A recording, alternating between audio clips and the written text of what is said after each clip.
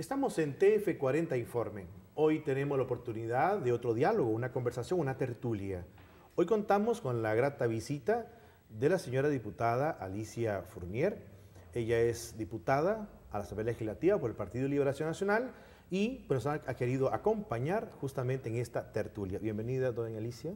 Muchas gracias por invitarme. Sí, muy contenta de estar aquí compartiendo en este canal, pero sobre todo también en tan grata compañía con usted, padre. Muy bien, muchísimas gracias. Vamos a conversar sobre muchos temas y yo creo que va a ser muy interesante esta conversación para todos nuestros televidentes. Primero, si yo pienso en doña Alicia, pienso en una mujer que viene de una familia extraordinaria, donde ha habido servicio público, ha habido participación en todo lo que ha significado también la vida de la comunicación en este país, y también es periodista y también es política. Entonces, cuéntenos un poquito de quién es Alicia Fournier. Qué difícil, ¿verdad? A veces es hablar de uno mismo. Es cierto, vengo de una familia de gente que ha trabajado tanto en periodismo, desde mi abuelo, Joaquín Vargas Coto, que ya yo creo que ya no mucha gente se recordará de él, pero fue alguien que marcó aquí en el periodismo nacional, sobre todo en el periodismo de opinión y escrito. Y sí, de gente también que ejerció la función pública. Y creo que eso lo marca a uno desde pequeña. Yo siempre comentaba que ¿por qué era periodista? Me preguntaban. Bueno, primero porque viví entre periodistas. Mis tíos, Vargas Llené, mi papá ya grande, también se contagió del periodismo de los Vargas Llené y se hizo periodista él también, ejerció el periodismo. Aunque papá siempre ejerció también la locución desde muy joven, así trabajaba y estudiaba. Así él se pagó sus estudios y pudo casarse, como decía él. Y yo creo que la función pública, el hecho de que uno vive en eso y en una familia muy unida, que se juntaban a tertuliar, y uno los oía comentando, cada uno lo que estaba haciendo, y yo creo que eso lo baña a uno, digo yo, lo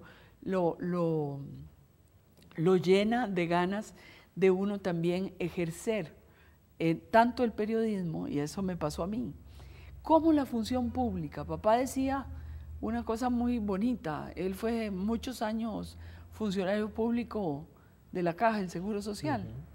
Y decía que era lo mejor que había hecho en su vida, porque desde el trabajo le llegaba a muchísima gente, que cuando hacía uno una cosa buena, era a muchos y no solo a una, y no era a uno mismo. Y creo que eso a mí me marcó muchísimo. El periodista de antes, tengo la impresión, era un periodista más intelectual, más reflexivo, conocía más de cerca lo que pasaba en términos de pensamiento, de cultura. ¿Me equivoco en esa impresión? No, no se equivoca, yo creo que sí.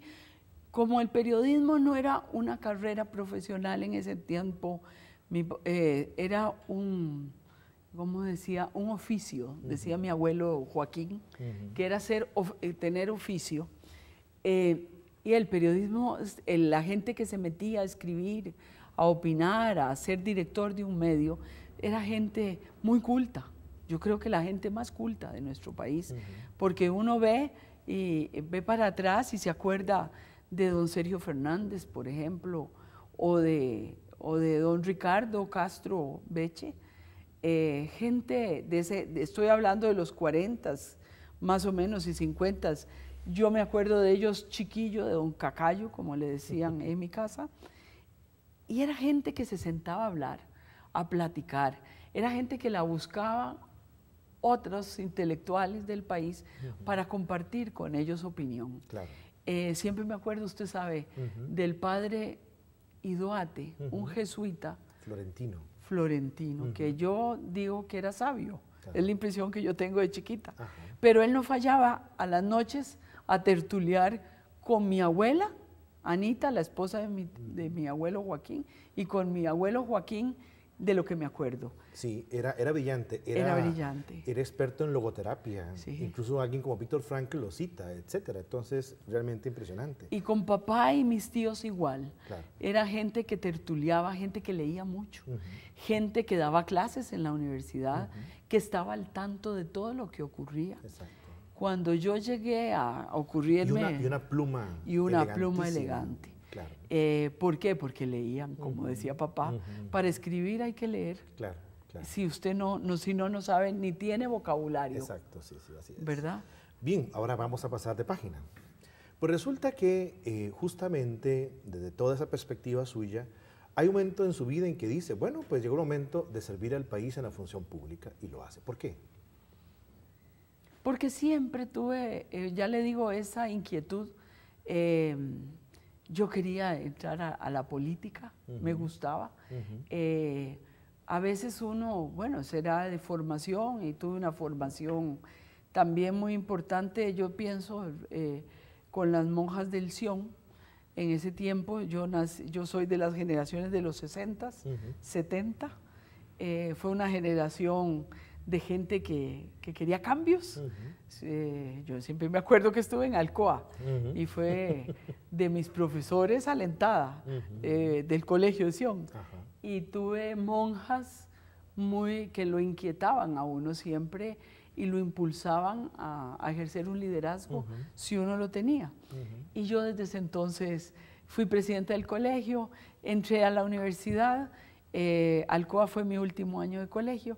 En el primer año de la universidad fui representante estudiantil. Bueno, me casé muy joven y ya dejé de eso, pero sí esa inquietud me siguió dentro de mí, y cuando entré a ser jefe de la cuadra del Distrito Aranjuez del Partido de Liberación Nacional, y eso me encantaba, y la gente me gustaba, y empecé a sentir que la gente lo buscaba a uno también, a pedirle que le ayudara en una cosa u otra, porque uno conocía, por ejemplo, a don Carlos Manuel Castillo en algunas circunstancias, y entonces a través de él uno podía ejercer representar a esa gente y decir, don Carlos nos ayuda, era ministro de la presidencia. Claro. Entonces era fácil llegar, y yo dije, ok, yo quiero estar ahí. Y comenzó la historia. Y comenzó la historia. El Papa Francisco, hablando a la clase política en Brasil, le dice, métanse en política. ¿Usted cómo interpreta esa expresión del Papa? Yo creo que el Papa está leyendo que hay que meterse ahí, porque la política es donde usted produce. ¿Quién desarrolla la infraestructura de un país? ¿Quién hace los programas para educar? ¿Quién impulsa la salud? Es desde la política, es desde un político que entra, es desde un programa de gobierno. Ahora, él dice... Y yo creo que él lee eso. Sí, ahora, pero él dice una cosa, dice que la política es una actividad buena, sana, conveniente, y que tiene como fin específico producir bien común. ¿Eso es la política? Sí. ¿Usted lo ve así también? Yo lo veo así. Lo que es la política y lo que uno, y permítame decirlo, es lo que he querido hacer. Y creo que lo he hecho. Sin embargo, la política se ve diferente ahora, y por eso dicen, se cuestionan, porque he oído también gente que cuestiona al Papa que por qué el Papa quiere meterse ahora en política, por qué la Iglesia se va a meter en política. Porque sí, hay gente, somos hombres, somos seres humanos, y los humanos no somos perfectos, y hay gente que ha cometido, en vez de ir a hacer el bien común, hacen el bien para mí. Claro. Ahora, ese tema y ese es un error, afea la política, la hace menos noble, le inyecta el elemento corrupción que es tan grave. Así es. Ahora, el que hace política se da cuenta que la política tiene un sentido, digamos, muy amplio cuando uno habla de la política como toda la actividad de la ciudadanía, y por otro lado la actividad política partidista. Cuando se dice que el católico debe participar activamente en la vida pública, es en las dos cosas, en la gran política del ciudadano que participa y opina, etcétera, y también esa otra actividad partidista, porque justamente, pues, ¿cómo se hace gobierno? A través de un partido que alcanza por las urnas el poder. Así es. ¿Cómo hace el católico? ¿Cómo debería ser el católico para poder participar activamente y sentirse realmente que aporta algo a esa noble actividad que llamamos política? Bueno, cumpliendo yo sí creo con los valores cristianos, pero claramente es difícil. Y usted se enfrenta a muchas veces hasta una línea que le puedan decir, la línea de partido que llaman, que a veces no concuerda con sus valores cristianos. Y yo creo que eso es difícil, por eso a veces los católicos no se expresan que son católicos cuando están en la política, porque les da miedo perder el espacio de poder que tienen.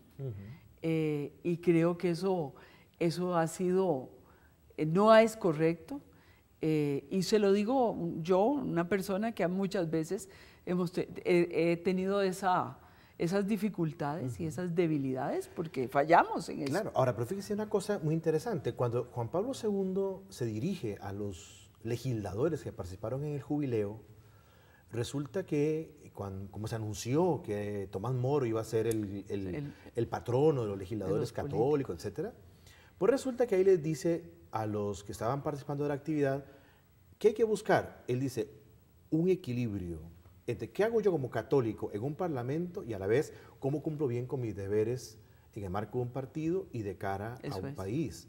Ese equilibrio entonces es bastante difícil con frecuencia. Sí, no es fácil, pero hay que estar uno, por eso es que hay que ser un católico de verdad y no de palabra y de boca. Eso se lo digo yo, que he sido católica, no de verdad, en circunstancias, y que con el tiempo y mi madurez he llegado al convencimiento de que para cumplir mi deber como política, pero sobre todo católica, hay que ser de verdad. Hay que ser de verdad y practicante, porque eso del no practicante ya sabemos por dónde da la cosa, ¿no? Sí. Cuando le hablo eso de no ser de verdad, son espacios que uno mismo ha tenido, de que tiene se quedó en el desierto, como dicen, y no tiene uno el alimento diario, que es lo que da la oración, lo que da la vida cristiana de verdad, el estudio de la palabra de Dios, que eso es muy importante. Ahora que hacerla y practicarla, ¿verdad? Sí. Que es lo más difícil. Fíjese que ahora que acabó el año de la fe, cuando uno revisa Porta Fidei, ahí el Papa Benedicto XVI decía que estábamos invitados a celebrar la fe, orar la fe, y luego ser capaces de transmitir a las futuras generaciones, pero desde el testimonio. Sí. O sea, esos elementos son duros, ¿verdad? Son duros. De cumplir. Ahora, un político católico requiere de un partido confesional para ser católico, o más bien lo contrario es lo ideal, presente en todos los partidos. Yo creo que deberíamos en parte estar presente en todos los partidos, porque hay un abanico de partidos distintos, pero cristianos deberían ser, ¿verdad? Que presentan opciones, unos partido, más conservadores que otros. Sí. En cada partido deberíamos estar. En cada partido, pero gente que sea católicos de verdad. Sí. Ahora, ese rol del católico en los partidos diversos, de gente bien formada, de gente que permita entonces ¿qué es lo que haría un católico en el marco de un partido, como buen católico, preparado, formado y todo, practicante? ¿Qué tendría que hacer? ¿Cuál sería como su misión dentro de un partido sin pensar que fueran partidos confesionales? ¿Qué aportaría ese católico hacia el partido? Yo pienso que hay que aportar, ¿qué le puedo decir, padre? Hay proyectos que a usted se le presentan, o el partido mismo, en cuanto a la honestidad y la transparencia, por ejemplo. El católico debe aportar la honestidad, debe marcar por dónde debe ser la transparencia de un partido, el manejo que se debe dar en un partido, por ejemplo, dentro de las finanzas o dentro de las mismas acciones del partido, ¿verdad? El programa del partido, los programas, hacia dónde tenemos que ir, hacia los pobres, el beneficio del mayor número. Yo por eso en parte soy liberacionista, así lo confieso, porque creo en esa en ese señalamiento que se le dio al Partido de Liberación Nacional. Y creo que eso va con mi creencia religiosa, con ser católica, pero deberíamos estar fomentando que eso se cumpla de verdad. Seguir la estrella. Seguir la estrella, por ejemplo, y esos programas sociales, deberíamos nosotros ser los que marcamos ese camino. Lamentablemente lo digo, a veces por debilidad, a veces ante la pérdida de poder que podría representar el defender programas de ese calibre, debilitan a los católicos dentro de un partido político. Pero no son incompatibles, que es lo que se ha querido decir.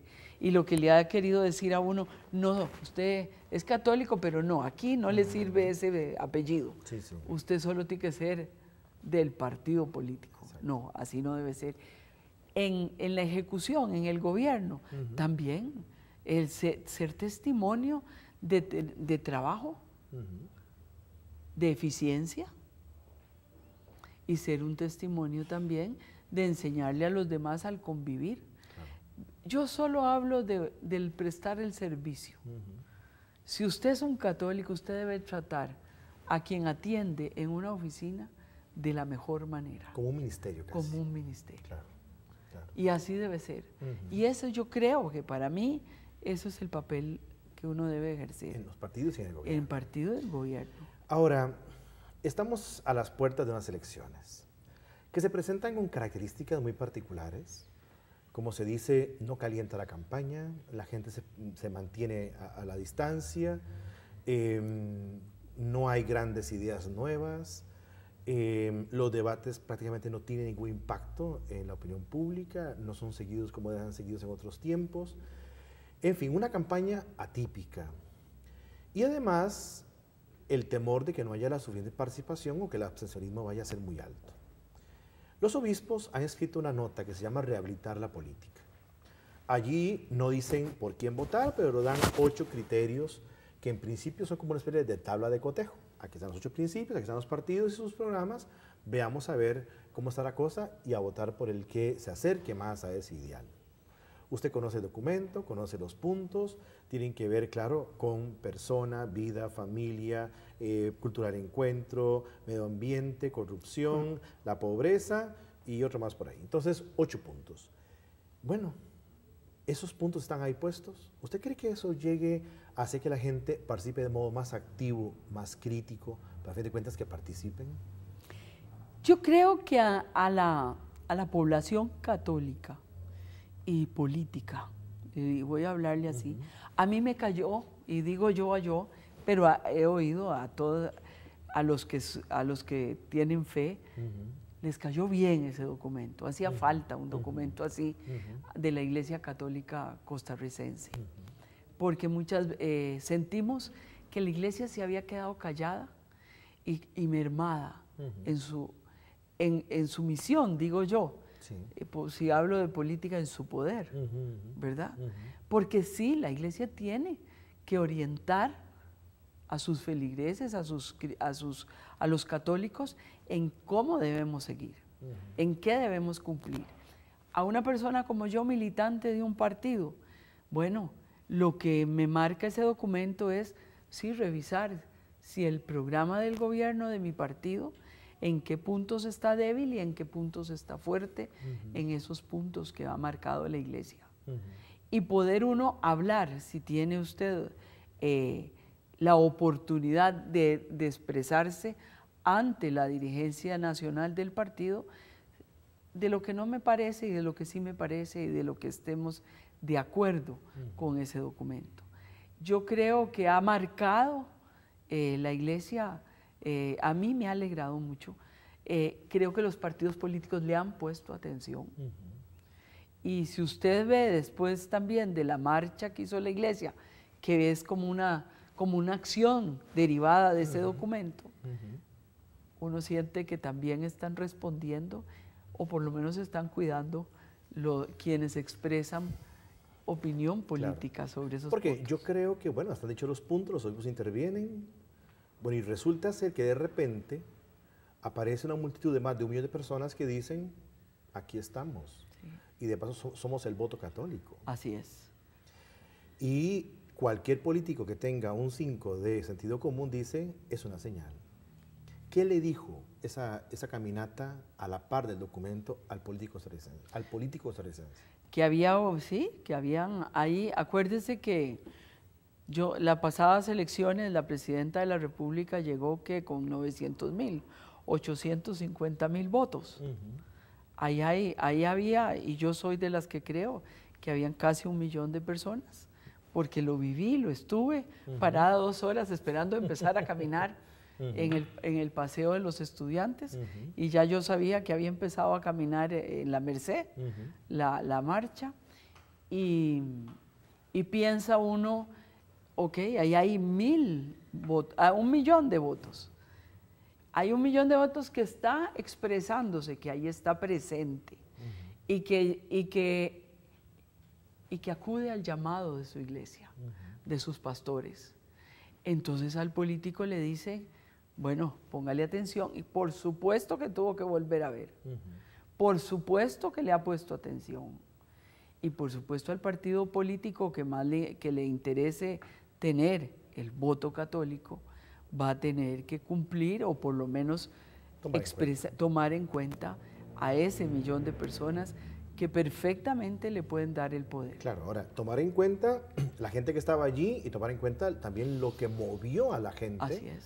Porque ya se ve que es gente que estaba perfectamente consciente. A mí me tocó hablar con gente que iba en el camino y todos estaban perfectamente claros de a qué llegaron. Entonces, por ejemplo, cuando yo escucho gente que dice que marcha del odio, que eran contra no sé quién, que era crítico y que era manipulación y acto politiquero, uno dice, pero ¿dónde estaría eso que yo no lo vi? ¿Usted lo vio, señora diputada? No, en ningún momento. Fue una marcha lindísima, de cantos, de oraciones, si usted quiere verlo desde el punto muy católico, ¿verdad? Muy así. Pero también fue de convivencia, pacífica, linda, alegre, de abrazarse, gente que uno no conocía. Yo me acuerdo que de los de Pérez Celedón se identificaron porque ya llegó un momento en que todos nos revolvimos, ¿verdad? Y se identificaron y uno les abrazaba como hermanos, claro. y nunca los había visto. Jóvenes, llena de jóvenes, de muchachas y muchachos estaba esa marcha. A mí me impresionó enormemente la cantidad de muchachos y muchachas cuando dicen que nuestra juventud es indiferente. No es indiferente. Y uno lo ve porque y se identificaban. Había unas camisetas que me encantaron. Yo le tomé foto a una que decía, católicos, armemos el lío. Por supuesto que armamos el lío, pero en bonito, ¿verdad? Claro. Fue esa gente que habla así, primero no estuvo ni en la marcha, estoy segura que se quedaron escondidos en sus casas, tal vez a través de la televisión lo vieron, se asustaron, están muy asustados y ya saben a qué atenerse. Claro. A mí ahora, por ejemplo, se lo digo abiertamente, en la Asamblea Legislativa hemos tenido una lucha fuerte contra proyectos como que van en contra del designio de la familia que Dios nos dio, y así lo digo, y de la vida.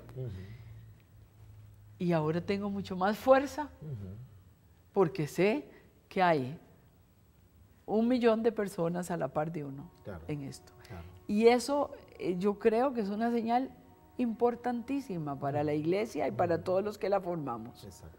¿Verdad? Para ir acabando, a mí me parece que un tema que hay que tomar en cuenta porque es de temer, es la indiferencia y el deseo de mucha gente de no participar en las próximas elecciones. A mí me parece que un católico tiene que ir a votar, si quiere vota nulo, como quiera, pero tiene que ir a votar. Tenemos que bajar el abstencionismo de alguna forma. Yo quisiera, para terminar, que usted a los televidentes les dirigiera un mensaje que los invite a participar en esta campaña electoral, que les invite a pensar, a estar allí de modo crítico, que no se abstengan, que no se queden en la casa y que se vinculen, que participen, que sean partidos católicos que arman lío, pero bonito. Sí, una invitación a todos nuestros televidentes en esa dirección. No, es decirles, sí, nosotros hemos vivido en un país con una democracia envidiable en el mundo entero, pero esa democracia y este país se ha hecho así porque todos hemos tenido derechos, hemos podido ejercer los derechos. Y yo creo que el mejor derecho, uno de los grandes derechos que tenemos después de la vida, es el votar, es el poder decidir quién nos gobierne, a quién le vamos a permitir que lleve las riendas de nuestro país.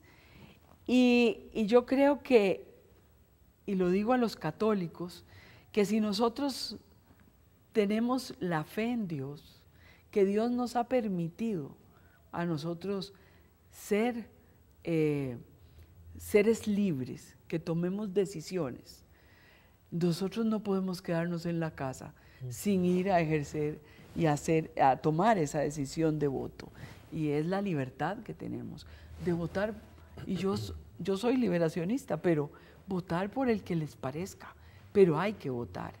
Y votar bien en todos lados, porque no es solo votar por presidencia, y eso lo digo también, hay que votar por quienes van a la Asamblea Legislativa y tenemos que ponerle también especial atención a quienes nos van a representar en la Asamblea Legislativa.